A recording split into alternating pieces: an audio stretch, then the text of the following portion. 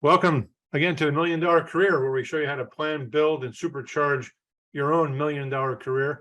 And I have with me today my returning guest host, Mr. Craig Picken.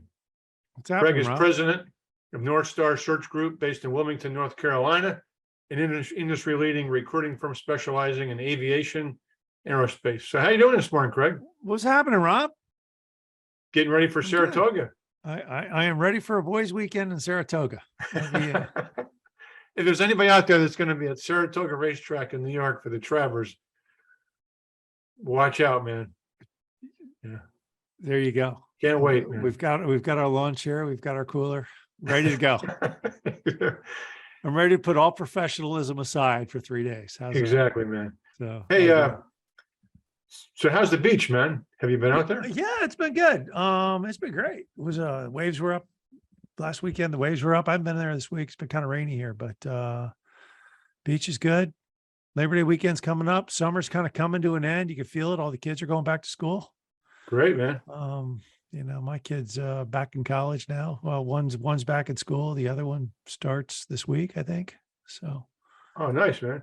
Hey, so I want to talk about this new rage now amongst workers, sort of a spin-off of the Great Resignation, which we've talked about. But this whole notion of quiet quitting, it's amazing. I've been reading about quiet quitting. I saw a couple. I read about it in the Wall Street Journal.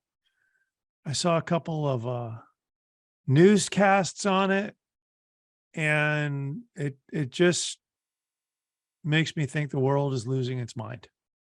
You know, I used to listen to NPR a lot with Nina Totenberg back before it just became way off the deep end. But they did a special on quiet quitting on Friday as I was driving home from work, and pretty interesting what's going on. This whole notion of quiet quitting, for those of you who don't know, it's essentially people are now just putting in their 8 hours a day. They're not going above and beyond the call of duty. They're essentially just doing the bare minimum because they have outside interest. There's a lot of reasons why people are doing this, but that's essentially what's going on now. 64% of the people now admit that at work, they're just laying down and doing the bare minimum. They're doing what they're doing. And look, I get it. I mean, I get it. It's rise and grind. We are a rise and grind nation. And we have been, this is what, I think what makes the United States different than anywhere in the world is we are a rise and grind nation. Yeah. And that's why, as a country, we innovate. We are always, we're competitive. We're always innovating. You see new technologies coming out of Silicon Valley, and I don't know what to say other than that. Yes, we are a rise and grind nation. Yeah. And I think the pandemic had a little bit to do with it too, because I think there's a lot of people during the pandemic really took stock of themselves and their place in the world, both in the workplace and at home, and have really throttled it back and are thinking now more of work-family balance, and they have people that they lost to COVID or got very sick. So it just gives people a whole different perspective. So I can definitely see some of the causes of it. Absolutely. People are like, hey, look, I don't want to be a stranger to my kids. I get it. I don't want to be putting in 70-hour work weeks. I get it. I don't want to be on the train an hour and a half each way to get to the office. I get it. And I don't disagree with it. I don't disagree with it. I think what you're finding now is, once again, it comes down to this uniqueness of, businesses are figuring out, hey, look, how much remote can we tolerate? Yeah. How much, do we need to be in the office 2 days a week versus 5? Okay. Does the person in AR really need to come to the office, or can she or he just do their job from home? I think business leaders are having to sit there and think about their teams and saying, okay, what do we really need to do, Yeah. to get the right people or to get Here's something our- I'm seeing too, and you tell me if you don't see this in the aerospace and aviation business, but I know particularly amongst small to medium sized insurance firms, I see a lot of situations where people call me and will explain to me, hey, we used to have 3 people in my department and one person retired and the other one's on paternity leave or maternity leave. And so we went from 3 full-time people to 1.5 or maybe 2. Yep. And the work's increasing, but you know what? The owner's not going to hire anybody else. So now I'm doing like Right. twice as much as I used to. Yeah. And I don't even I don't even get a pat on the back. So why should I, work 60 hours a week when Yep. the owner's still making all the money? He's driving a Cadillac, he's going on vacations, but here I am grinding away in the office I on totally, Fridays, I totally agree with it. And I think it comes down to, look, it comes down to this. It comes down to hard conversations. Yeah. And it comes down to the person having, look, life, life without conflict is not life. And you have to have hard conversations. Yeah. And if your boss is down, if your boss decided that the department of 3 working 40 hours a week, 120 man hours can now be done with 2 and 120 man hours, it's time for somebody to have a hard conversation. Yeah. And it's like, yo, boss, somebody left, you were paying them 100 grand a year. You're asking everybody else to step up, but we're not seeing anything for it. Something needs to change. I think you're right. And this goes back to some of our previous podcasts that we've done about how to handle an annual review, how to handle your relationships with your boss, how to fire your boss, how to manage your boss. I think a lot of it is exactly what you said. Sometimes it's on you, the worker, to go to your boss and say, hey, listen, we need to have an honest conversation about what you just said exactly. We're short-staffed. I'm working too hard. I'm not working on the right things. But too many times people don't want to have that conversation. But you have to have the courage to sit down and have that conversation. You're exactly right. They're afraid to. They're afraid to. Yeah. And look, there's a lot of reasons they're afraid to. And it's easy for us to sit there and say, hey, grow some and have the tough conversation. But the balance is now where the balance was in the employer's pocket. The balance is now shifting to very talented people can now say, yo, this ain't right. I'm not going to work 60 hours a week and collect 40 hours of pay. Yeah. But this goes back. It's funny because I keep thinking back to when I was in real estate development. And a cohort of mine was selling a house for, a billionaire. And the billionaire egos, it was a billionaire buying a house from a billionaire. And the billionaire egos got into a $60,000 pissing contest. And it was over a hole in a roof. And my cohort looked at the guy selling his mansion and says, you got a hole in your roof. It's $60,000 to fix it. If you want this deal, pay the $60,000, fix the roof. And the guy was balking. And the hard conversation was from my buddy to the seller of this house mansion was, if this guy walks away, you still have a hole in your roof. And the next person that comes along isn't going to forget or not notice that you have a hole in the roof. Right. So, once again, it comes down to, I think the moral of that story is understanding where your power is in the conversation. It's like, I am working 40 hours a week. I am getting paid 60, or I'm working 60 hours a week. I'm getting paid for 40. Yeah. If I leave, the cost for you to replace me will not be insignificant. You're not going to have someone walk right into my shoes and hit the ground running, because that just doesn't work. Yeah. And the fact is that you're just, happy. I mean, you think about from the people that are quiet quitting, if they would just shift the conversation to something like, hey, look, here's where my strength is in this whole dynamic. It's not a hard conversation or confrontational conversation. It's a realistic conversation. Here's the value I bring your business. Yeah, it was, it's always been very, thought provoking when I look back on my career in real estate too, way back in 1980s. I had several bosses who would see me, after I had departed the company, working for somebody else. I'd see them at a conference and something, and they would always say, Rob, you should have spoke up more. You should have come into my office. You should have asked me for the promotion. You should have asked me for more responsibility. But to be honest with you, I'm really sorry. But during those days, we had a lot of stuff going on, mergers, acquisitions. I was just really busy. Mhm. If you had just come into my office and talked to me, you'd probably still be working for me. So I know it's easy for us to say because we've been in the business world for 35, 40 years, but for people that are in their late 20s, early 30s, you've got to own your career. You've got to own your personal life. So it's up to you to go in and lay down the markers in a very respectful way.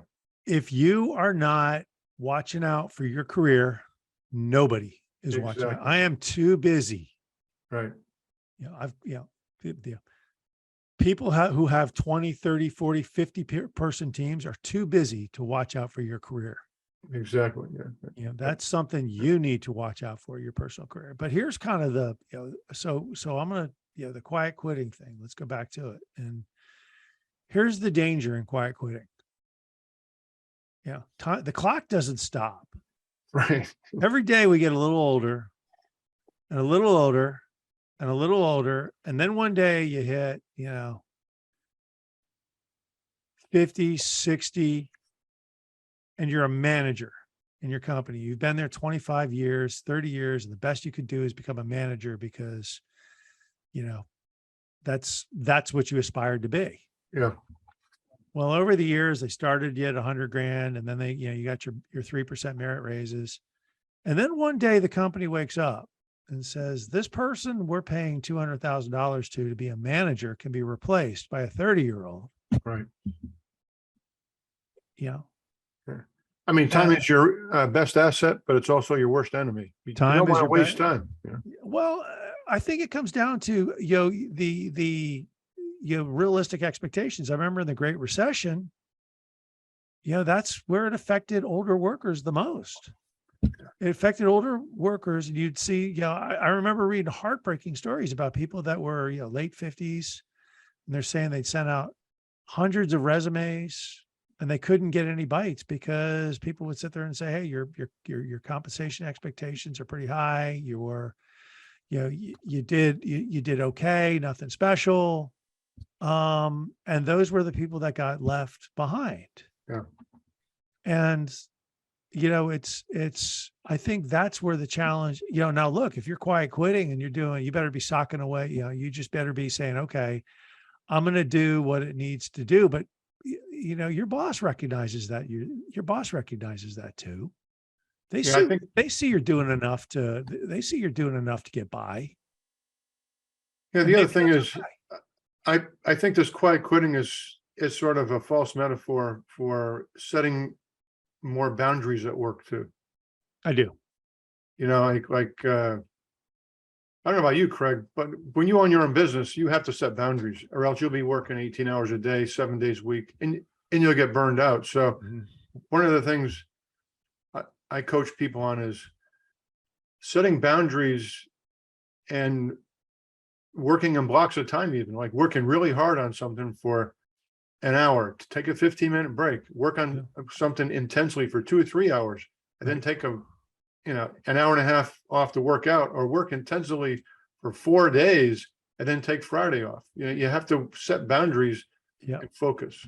Well, I That's think, one way to control it. and I totally agree with you. I absolutely totally about setting boundaries.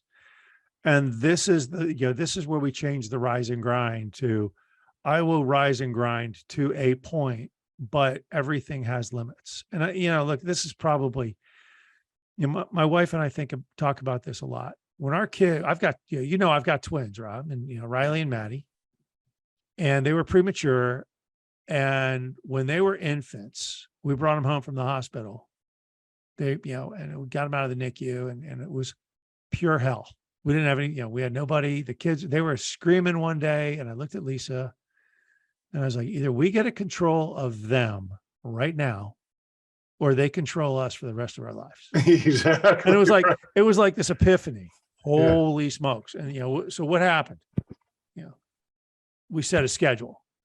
Everything was a military schedule. We set boundaries for our lives at every stage of the game.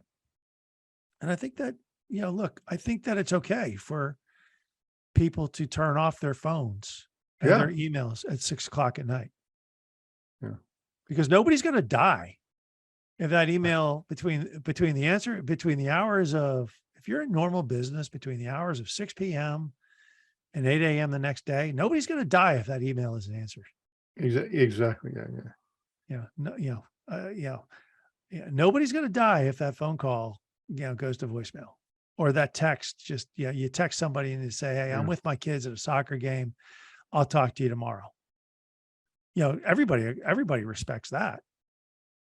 Yeah. The other thing about this whole notion of quiet quitting too is, when you get out of college, you really have to figure out what really excites you too. You really have to do your own career planning. You have to be the master of your destiny, because, if you're working in a government job and you're just putting in time and you have no interest in it really, yeah, you're going to have an increased chance of the quiet quitting thing. But if you're doing something that you love doing, sort of like you and I love recruiting. It's a passion. I do it because I want to help people and make money. But a lot of times I'm not even looking at the clock. It's like 7:00 at night. I'm like, geez, I better turn this thing off here. I've been going at it for 12 hours. I'm the same way. I check, I'm horrible. I check my email 1,000 times a day, even on the weekends. My kids, Maddie and I were at lunch today, and she's like, why are you looking at your phone? I'm like, I have no idea. Once again, I have my own business. It's 24/7. I think about it 24/7. That's the downside of owning your own business. But if it's That's not, what I try and do.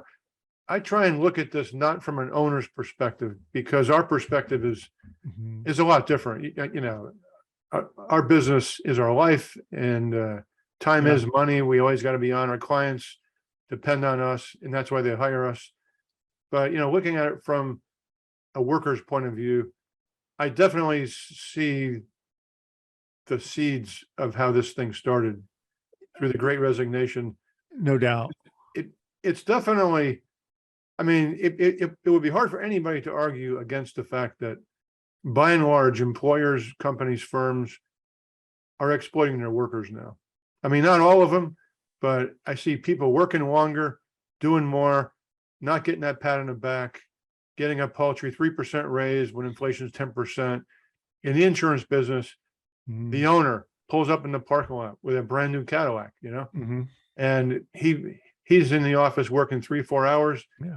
The CSRs, the account managers, are killing themselves working till 7:00 at night. They don't even get a pat in the back. So I definitely see where this is coming from, and I'm not sure what the answer is. I think owners and bosses are getting the message now where they are no longer in complete control. Well, I think it comes so yes. The answer is yes.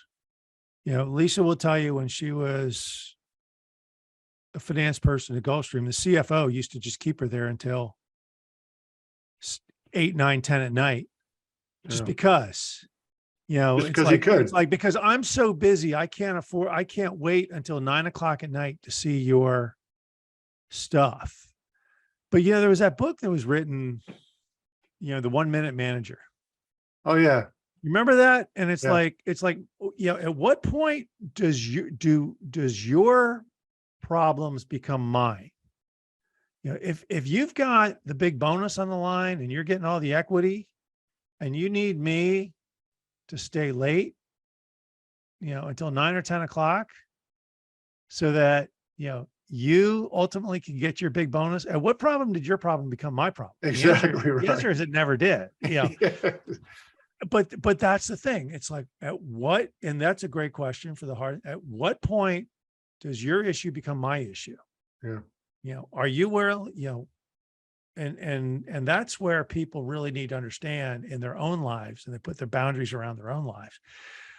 Look, instead of quiet quitting, quit, Yeah.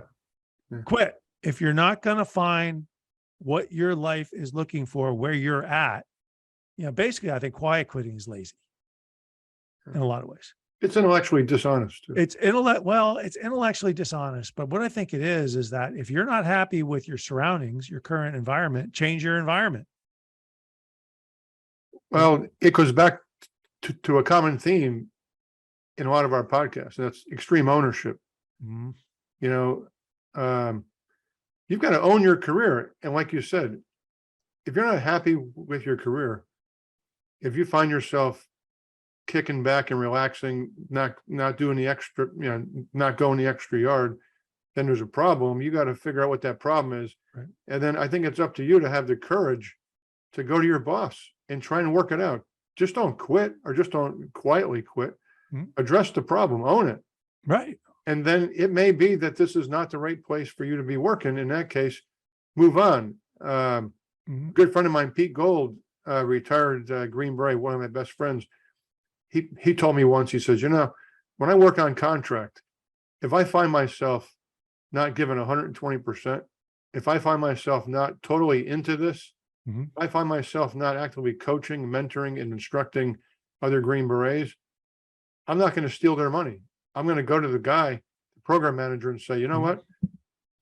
I'm not going to be on this rotation anymore, because it would be dishonest for me to take your money, not giving 100%. And that's the attitude I think more people have, because Pete Gold owned it. Yep. No, I think it's, look, but changing your station in life, changing your environment is scary. Yeah. It's, once again, it comes down to what we talked about earlier. It's a little bit of courage, the courage to have a hard conversation with your boss, but it's also the courage to go, you know what, this ain't working for me. And I do it. Yeah. I had a conversation on Friday with a young professional, and I like him. I like him a lot. And, he's 27 years old, and he's now a principal engineer at a very well-known aerospace company. And he's talking to me, he goes, look, I know this isn't the place for me for the long haul. Like, okay, you've got some very unique skills. And this is where it comes down to. People need to understand what their options are. I'm like, you have some very unique skills. You got a LinkedIn subscription? Yeah. Why don't you sit there and take this weekend and think about all the companies out there that need your unique skills? He is a focused expert in a certain system. Yeah. I'm like, why don't you go find the CEOs of those companies? He goes, well, should I just reach out to HR? I'm like, no. Why don't you just reach out to the CEO? I'm like, yeah, just reach out. Hey, Mr. Smith, I am a focused expert in this. I want something different in my life. If there's an opportunity, a growth opportunity for me on your team, here's what I bring to the table. And you hit email, you hit send. Yeah. Send out 10 of those messages, you'll get 4 responses back. Yeah, exactly. It's courage. It's not HR. It's not reaching out to HR. It's reaching out to the people that can make a difference in your life. Yeah. Yeah. That's owning it. That's extreme ownership. Yeah. You're taking accountability for it. But you know what it is? It's great that you talk to that guy, because this is where coaching comes into play. Everybody really does need a coach. I mean, I see these people out there floundering in these companies. I call them up and they don't know what's going on. They're lost souls. They just need some direction. And then I have other people that I've placed. And of course, clients never like you calling on candidates that you've placed, right? Because they're always thinking you're going to steal them away or something, which is something that would be really stupid for us to do. But nonetheless, there's a handful of people that I've placed with my insurance clients that I keep in touch with. And man, it's such a big advantage for them. I mean, not toot my own horn, but for them to come to me and say, hey, Rob, I got an upcoming annual review. You got any ideas? How should I handle it? Well, let's do some role playing, you know? And then we started back and forth. And after 30 minutes or so, the individual's like, wow, I have a whole new perspective on how to talk to my boss now. And they will go in there and get just about everything they want. And if they don't get something, they'll ask for something, you know, how to negotiate with your boss. You know, you ask for a raise, he doesn't give you the raise, you don't get the 10%, maybe you get 5%, but maybe you get an extra week of PTO or something, or maybe you get a bonus. So, you know, a lot of it is these people are not trained enough because you don't learn these skills and strategies in college. That's what you need a coach for. And if people have the information, if they're armed with that information, they can really jumpstart their career, man. But a lot of it is just people just don't know what they don't know, you know? Bingo. People don't know what they don't know. And, you know, I lived in West Virginia for 5 years. Loved it. Yeah. But you go to Logan County, West Virginia, where, you know, it's very rural, very remote, very, you know, coal mine oriented. People are like, well, this is the best I can get. Yeah. Well, no, it's really not. Exactly. Because, you know, look, if you change your geography, which is scary as hell, there's more out there in the world. You know, you talk about the assembly guy at General Motors in, you know, Murfreesboro, Indiana, or wherever they assemble cars. You know, why are they on the assembly line for, you know, 30 years? Because they probably think it's about the best they can get. Somebody out there told them that this is the best you'll ever be able to do in life. And it's that's wrong. I hate that. I hate to see people limited because somebody told them the best you'll ever be is a pick a whatever. I think people have every person out there has got so much more within them. Well, you know, it's very interesting you say that about the West Virginia thing, because, you know, most people can't afford a coach. Okay. Particularly if you're somebody making $60,000, $70,000 a year. That's why it's important to find yourself a mentor within your organization, because if you find a mentor in your organization, magical things will happen. Now, you know this, right? In your career, you probably always had a mentor, right? I always had a mentor. Get a mentor because maybe then that mentor will guide you, empower you, enable you to improve your career with your company, with your existing boss. So you won't have to resort to this whole notion of quietly quitting. Don't settle for that, man. You know, try and get a mentor. Well, I think, when you get the mentor, and the mentor is the person who may say, get the hell out of here. True, too. Get out of this company. Because what happens? What happens? It's Pareto principle. 20% of the people in the company make, 80% of the value. And what happens when you find that? What happens? Look, people go to the path of least resistance. Yeah. And what they do is they find the person in the organization who gets the most done the fastest, and they just keep throwing more crap at them. Here, Joey, here, Joan, you guys rock. We're throwing more stuff on you.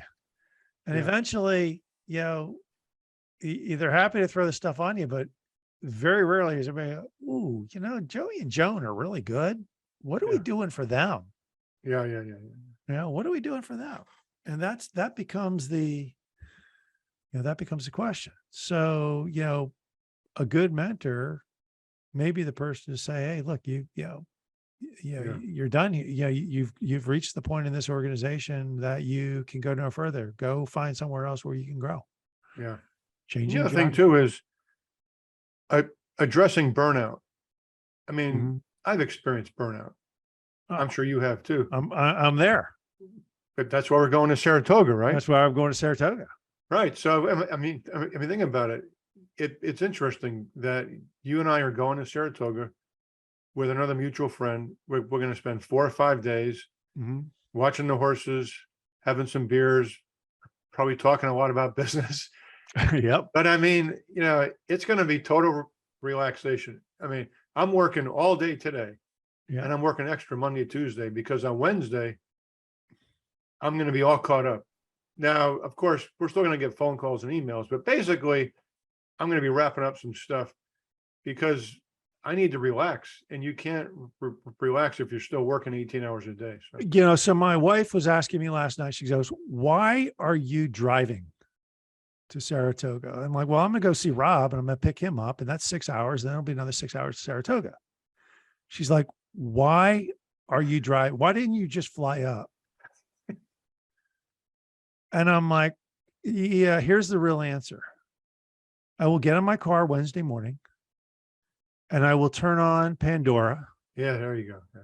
And I will drive for 6 hours, and I will think it will be quiet time. Yes. And it will be me time, and it will be just, and then, and then obviously good conversations on Thursday when we're heading up, but you need that.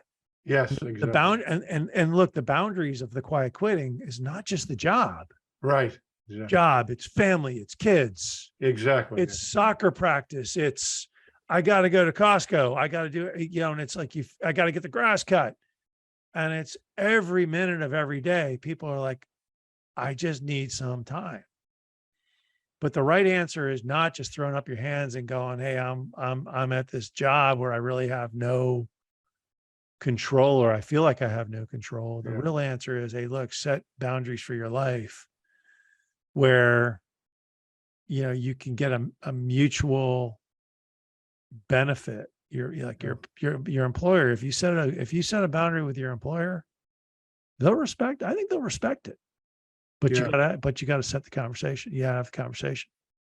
I think you hit the nail on the head, Craig. Setting boundaries is the alternative to just quietly quitting. So, So how do people get a hold of you, Craig, anyways? Well, don't get a hold of me this week. 910-231-4037 is a phone. It's Craig at northstaresg.com. You're on LinkedIn too, right? I'm all over LinkedIn. Just follow me, send me a LinkedIn request. I'll accept it. Good, man. Well, it's all good. Yeah, I appreciate your feedback on this topic, quietly quitting, but I'm not going to be quietly quitting anytime soon, and particularly over the next few days, because I'm going to get everything finished so you and I and everyone else can have a good trip. So until Wednesday night, man, have a good rest of the week. You do the same. Be safe. See you in a couple of days. Thanks, man. Bye. I hope you enjoyed the latest edition of the Aerospace Executive Podcast. You can reach out to me directly, Craig at northstaresg.com, or check us out at www.northstaresg.com. You can subscribe to this podcast on iTunes, Stitcher, Podbean, or on YouTube. Just do a search for Aerospace Executive Podcast. Thanks again. I'm Craig Piven.